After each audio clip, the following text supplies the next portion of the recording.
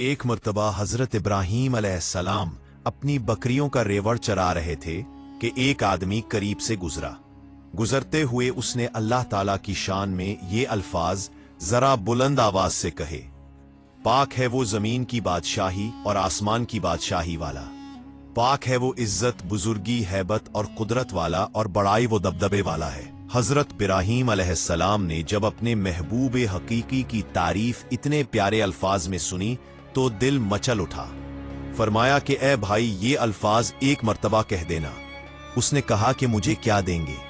آپ نے فرمایا آدھا ریوڑ۔ اس نے یہ الفاظ دوبارہ کہہ دیے۔ آپ کو اتنا سکون ملا کہ بے قرار ہو کر فرمایا، اے بھائی، یہ الفاظ ایک مرتبہ پھر کہہ دیجئے۔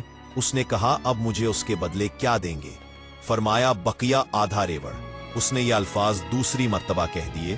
آپ کو اتنا سرور ملا کہ بے ساختہ کہا، اے بھائی، یہ الفاظ ایک مرتبہ اور کہہ دیجئے۔ اس نے کہا اب تو آپ کے پاس دینے کے لیے کچھ بچا نہیں۔